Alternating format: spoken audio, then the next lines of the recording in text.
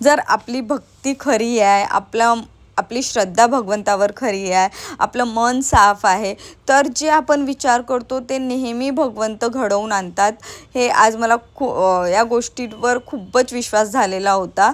कारण की मी नेहमी हे विचार करायची, कारण की मला स्नोफॉल खूप आवडते, बघायचाच होता, सगळ्यांनाच आवडते.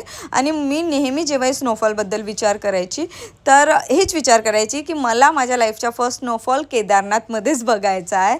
आणि आज ज्या दिवशी आम्ही गडावर होतो, तिथे स्टे केला, त्या दिवशी सकाळपासून कंटिन्यू स्नोफॉल येत होता. आम्ही लाईनमध्ये 3 ते 4 तास थांबलो. तेवढे 4 तास कंटिन्यू स्नोफॉल सुरू होता.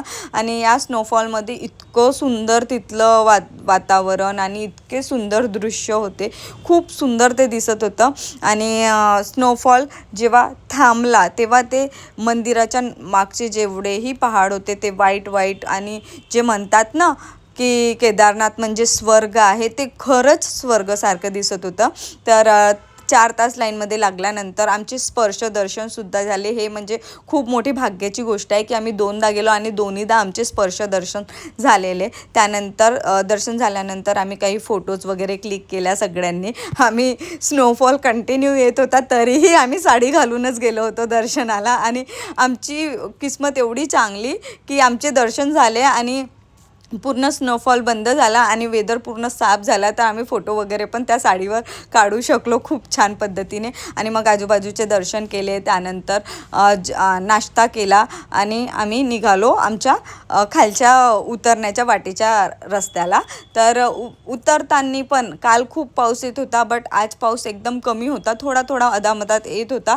तर त्यामुळे आम्हाला सगळे रस्ते व्ह्यू खूप छान पद्धतीने बघायला मिळाले आणि खूप छान असं तिथला वेदर असतो, खूप छान वाटते.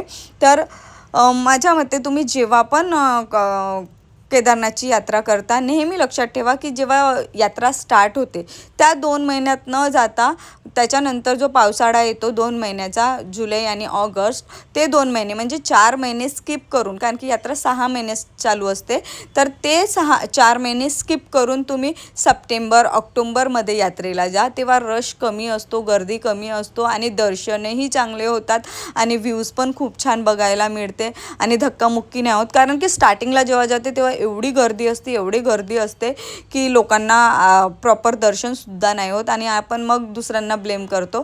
ते न करता तुम्ही एंडिंगमध्ये जा, खूप छान दर्शन होते.